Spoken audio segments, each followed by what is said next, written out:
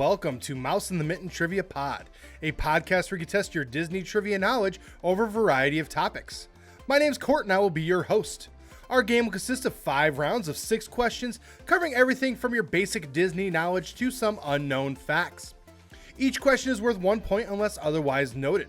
Make sure you follow us on social media on Facebook, Instagram, and TikTok at Mouse in the Mitten. And if you are listening to us on Apple Podcasts, make sure you follow us. If you're watching us over on YouTube, make sure you subscribe, hit that bell for notifications, and give this video a thumbs up. Now, there's always something new going on at Disney. There's changes being made, and there is a ton to do while at Disney. If you need some help navigating those waters, I would love to help you figure everything out. To get started, all you got to do is email me at mouseinthemitten@gmail.com. Now, will this be the last show for a couple weeks? Only time will tell.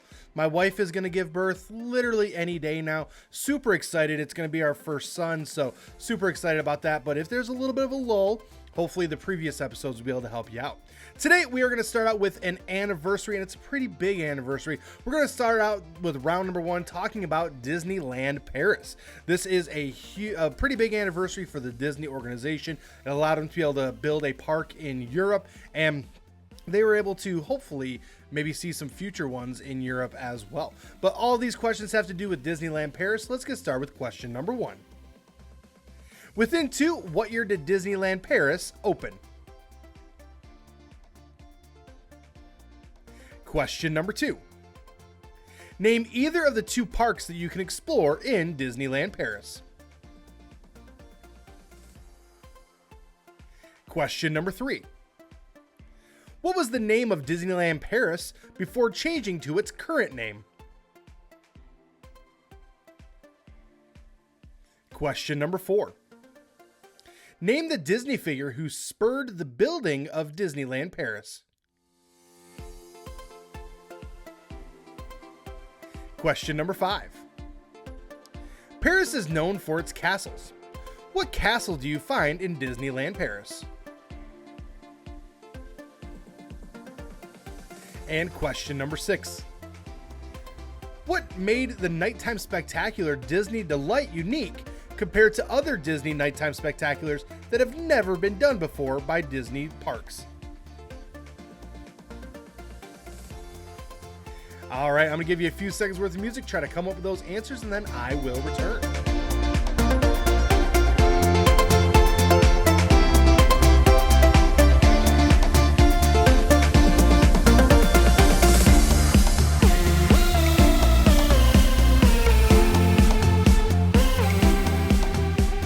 All right, let's give you some answers here on Disneyland Paris. So question number 1.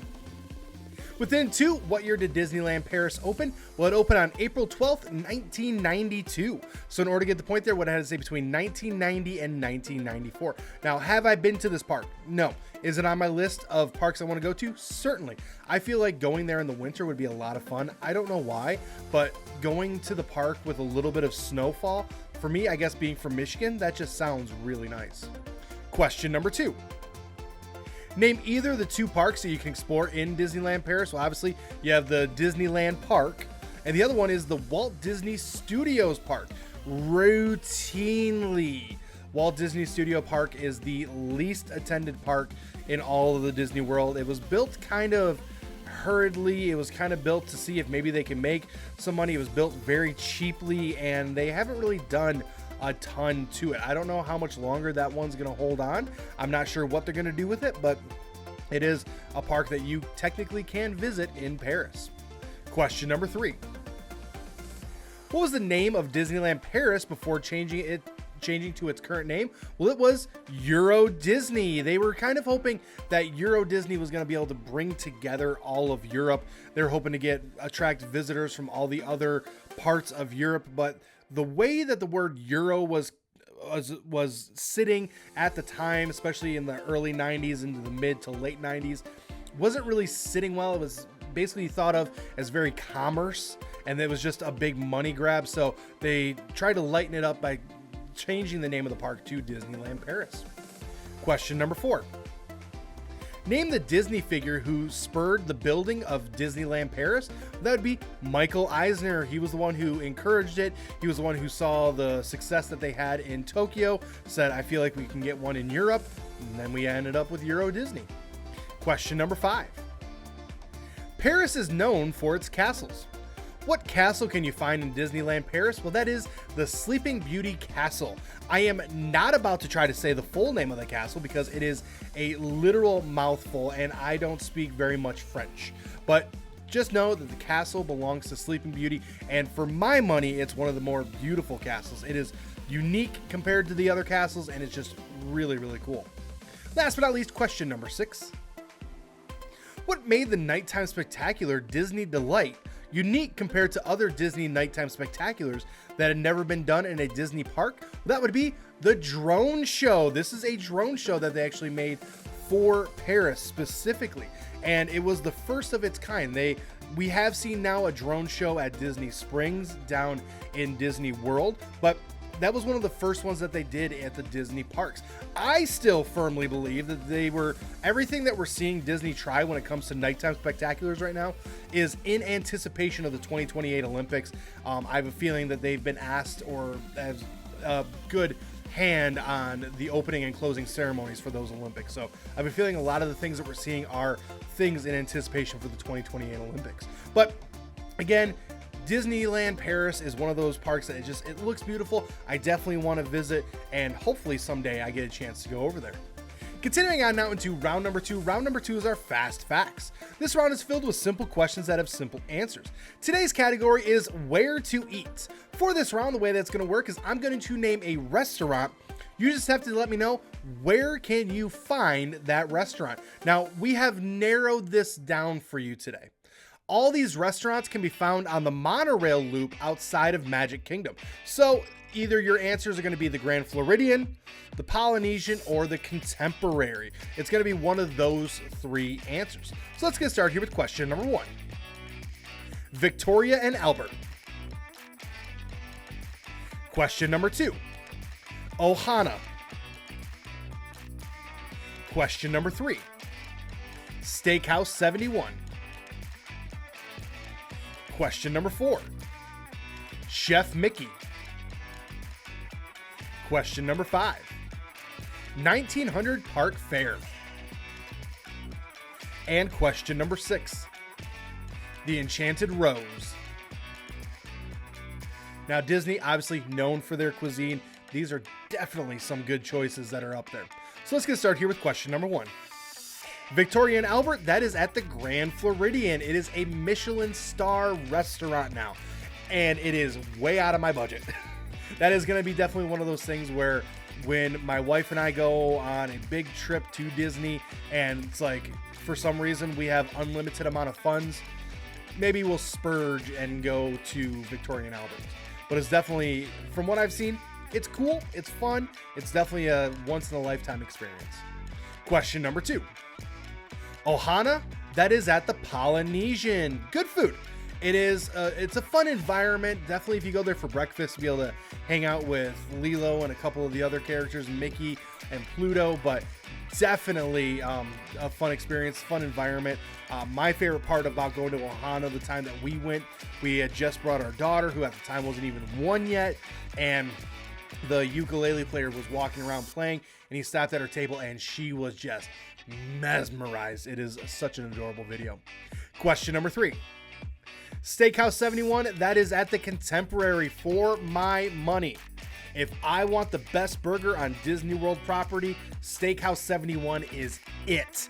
It is fairly priced. It is delicious. When it comes to cheeseburgers on Disney property, Steakhouse 71 is it. That is where I am going. Question number 4. Chef Mickey, that is also at the Contemporary. Definitely you are paying for your experience to see Mickey and his friends at Chef Mickey's. It's a lot of fun in terms of seeing the characters and everything else like that. The food is good. It's good, but definitely it's more the memories you're going to make hanging out with Mickey and all of his friends while you're there. Question number 5.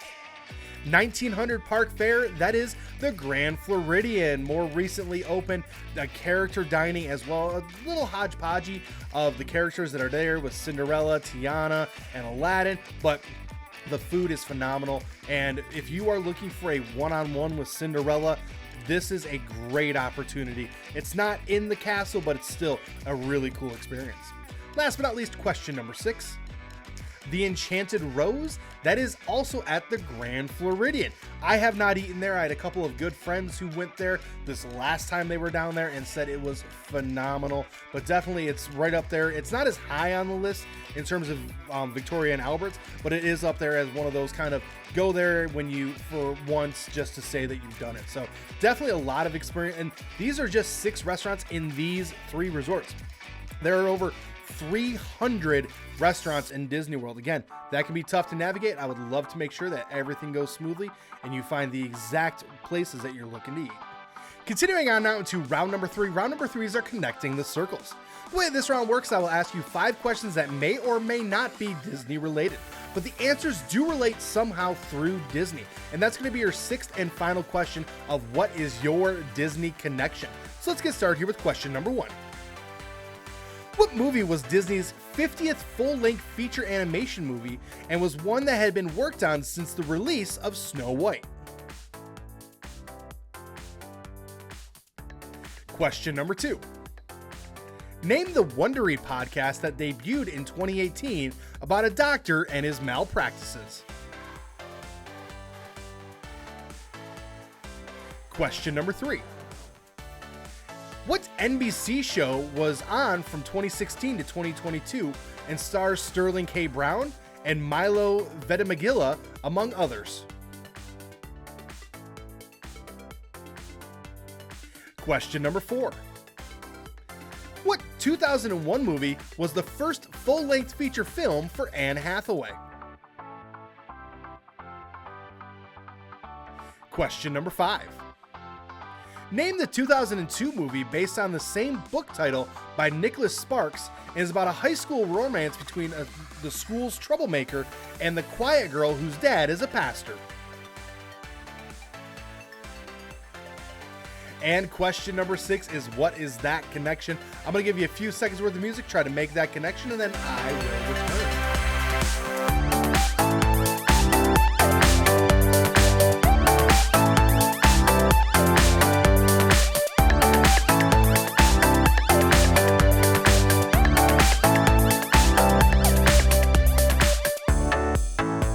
See if we can connect those circles. So question number 1.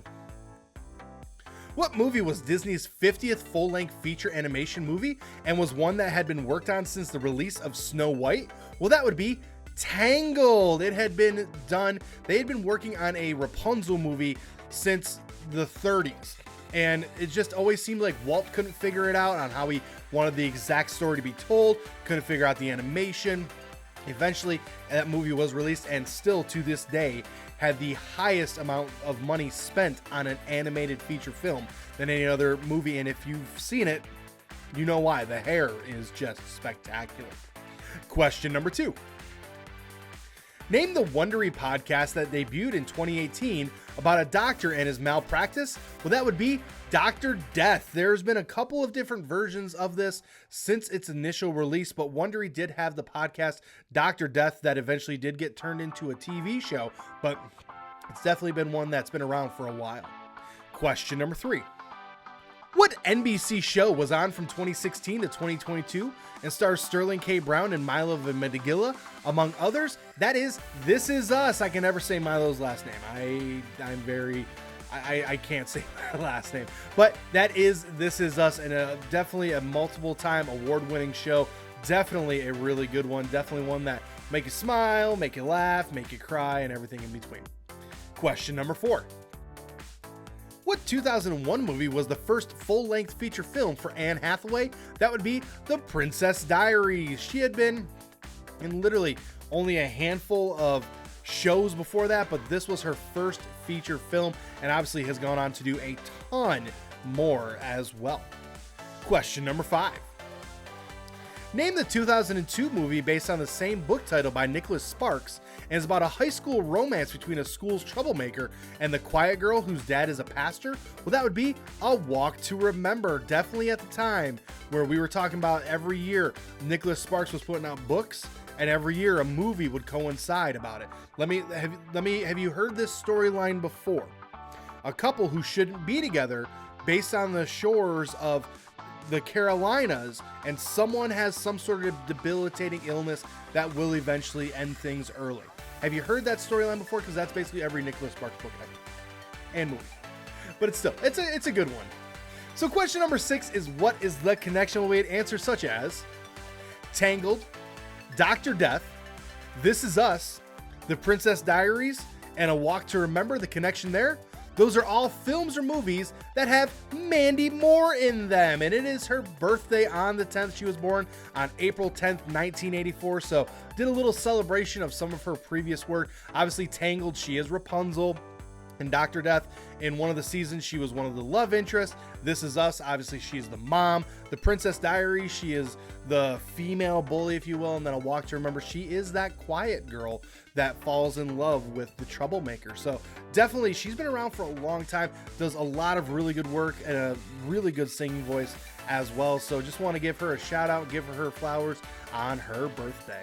Continuing on now into round number 4. Round number 4 is typically reserved for our movie anniversaries, and today that will hold true as we talk about a Goofy movie, a classic movie with some really familiar voices and just overall a ton of fun, and surprisingly a musical at times. So definitely a lot of fun and a good movie in general. So let's get started here with question number 1. Within 2, what year was a Goofy movie released in theaters? Question number 2. Who is Max trying to impress with his stunt at the school assembly as Powerline? Question number 3. Why did Goofy and Max have to spend a night in the car early on in their trip west? Question number 4. Name the singer who voices Powerline.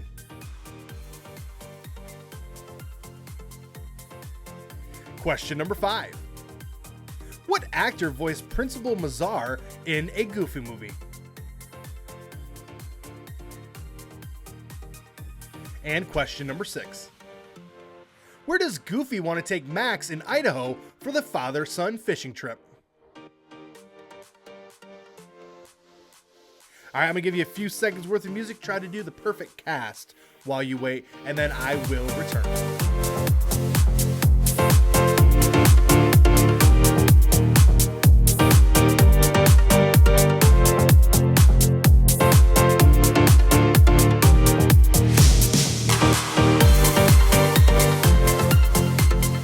All right, let's give you some answers here on a Goofy movie. So question number 1. Within 2, what year was a Goofy movie released in theaters? Well, it was released on April 7th, 1995. So in order to get the point there, we would have had to say between 1993 and 1997. So yes, this movie is celebrating its 30th anniversary. Hence the reason why there is so much leaning into this movie this year with the popcorn bucket and the 90s night at Disneyland, everything else like that. This was one of the big reasons, is because this movie is celebrating its 30th anniversary this year. Question number 2. Who is Max trying to impress with his stunt at the school assembly as Powerline? Well, that is Roxanne. Definitely trying to impress her. Definitely there was a love connection there. My question continues to be, what happened? Just like we don't know what happened with Max's mom, we have no idea what happened between him and Roxanne. And I'm very heartbroken over this because with the extremely Goofy movie coming out after that, Roxanne's nowhere to be found. So I want to know what happened. Give us the answers, Disney. That's all we're asking. Question number 3. Why did Goofy and Max have to spend a night in the car early on their trip out west? Well, that would be because of Bigfoot. And while they were doing some fishing, Goofy happened to get the biggest catch of all time, and that'd be Mr. Foot, Mr. Bigfoot. And because of him trying to ransack everything, they had to spend the night in the car. Question number 4. Name the singer who voices Powerline. Well, that would be Tevin Campbell, a multiple award winner and definitely, for my eyes, one of the better special guests that ever appeared on Fresh Prince of Bel-Air. But yeah, that is Tevin Campbell. Definitely, when you're talking about the mid 90s, definitely at the time was, kind of a name at the time. Wasn't a huge name, but definitely a very recognizable name, and definitely made that Powerline voice his own, and it's awesome. Question number 5. What actor voiced Principal Mazar in a Goofy movie? Well, that would be Wallace Shawn, and I know what you're thinking. Inconceivable! But yeah, that was him. And my wife and I like to debate on what is his biggest role. Was it in a Goofy movie? For my money, no. And neither my wife, so that's good. Is it as Rex in Toy Story? Possibly. Is it in Gilmore Girls? For my wife, yes. For me, it's still The Princess Bride. And again, you heard my impression, that's why. Last but not least, question number 6. Where does Goofy want to take Max in Idaho for his father-son fishing trip? Well, that would be Lake Destiny. That is where he wants to go. He wants to go to Idaho. They're traveling west, and that's where he's like, oh, I'll take him to Lake Destiny. And he says it early on, but we don't really visit that after that. But, we get to that major why there of, are we going to go north to Idaho, or are we going to go west to Los Angeles? And eventually, obviously, we all know he ends up at the Powerline concert. Now, again, this movie's turning 30. If you have not seen it, or it's been a while, watch it. It's so much fun. It'll make you laugh, and just in all the ways that a Goofy movie will make you laugh. So check it out. It's definitely worth it. Continuing on now to round number 5. Round number 5 is going to be titled Name That Ride. What's going to happen here is we are looking for one answer. All right, we did something similar a couple weeks ago where we had to name a person. This time, instead of giving you questions about one specific ride, I'm going to have clues as to what ride are we looking for. The goal is to try to name that ride in as few of clues as possible. If you name it after the first clue, you get 6 points. After the second, you get 5, so on and so forth. So let's get started here with clue number 1. This ride opened on April 7th, 2006.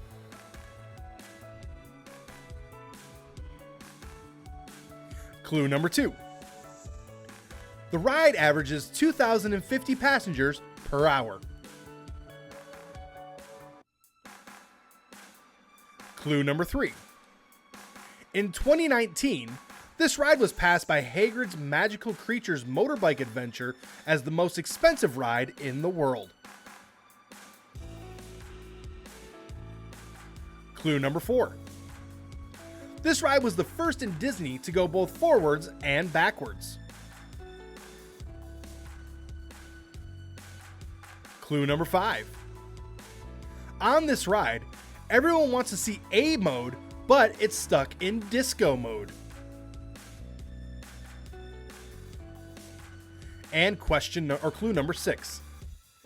While in the queue, you are brought through the fictional Himalayan Escapes travel agency in Nepal, which helps this ride fit perfectly in the Asia part of Animal Kingdom. All right, I'm going to give you a few seconds worth of music, see if you can come up with that answer, and then I will return.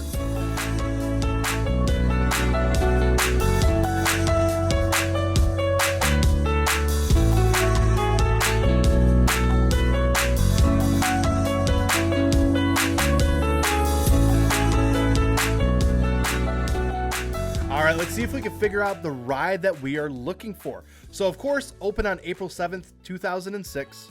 Averages just over 2,000 passengers an hour, which is a lot. Expensive ride, just passed in 2019 by Hagrid's Magical Adventure, which is a fantastic ride and super long and a lot of fun. And then it is one of the first ones to go backwards and forward in Disney. This also has a mode that is currently stuck in and is in the Asia portion of Animal Kingdom. The ride we are looking for here, Expedition Everest, which for my money is one of the better rides in down in Disney World. It is so much fun, and yes, that Yeti, he's been moving a little bit more, but definitely not what it was originally intended for. And I freaked out my dad. So when we rode this ride last time we were down in Disney World, my parents were with us. And I convinced him to go on Expedition Everest. I told him it would be a lot of fun. My mom wanted nothing to do with it, had a lot of fun. And my dad loved it, but I'm like, beware of the Yeti. And he saw, and the Yeti was there and gone so fast, he didn't even see it. I guess it's one of those things where if you don't know what's coming up, you don't see it. But definitely, I was like, Disco Yeti! And the girl behind me at the end was like, what did you yell? I said, Disco Yeti, because it's stuck in that disco pose. And she's like, oh my gosh, that makes so much sense. But still, even without Disco Yeti, it's so much fun. It is a ton of fun. And have you ever seen the eagle? That's going to be the other question. But definitely, it's every time we go down to Disney World, we have to go to Animal Kingdom. If anything, for the Satouli's Canteen and to ride Expedition Everest. Well, I want to thank you for tuning in this week. I will maybe return next week with more questions and more fun. It's all up to whether or not my son wants to make his appearance or not. If you are following us, if you are not doing so already, make sure you follow us on social media at Mouse in the Mitten on Facebook, Instagram, and TikTok. If you're watching us over on YouTube, make sure you subscribe, hit that bell for notifications, give this video a thumbs up, and in the comments down below, let us know your score. If you're listening to us on a podcast, make sure you follow us on Apple Podcasts. If Apple isn't your thing, make sure you subscribe everywhere else. And as always, there's always something new to do down in Disney. There's always a way to make it even more magical. And I want to make sure that you have the most magical vacation that you possibly can. If to get started, all you got to do is email me at mouseinthemitten@gmail.com, and we can get you started in making sure that it's the most magical vacation ever. Well, hey, my name's Court. The dog's name is Milo. I appreciate you tuning in, and I will see you next time.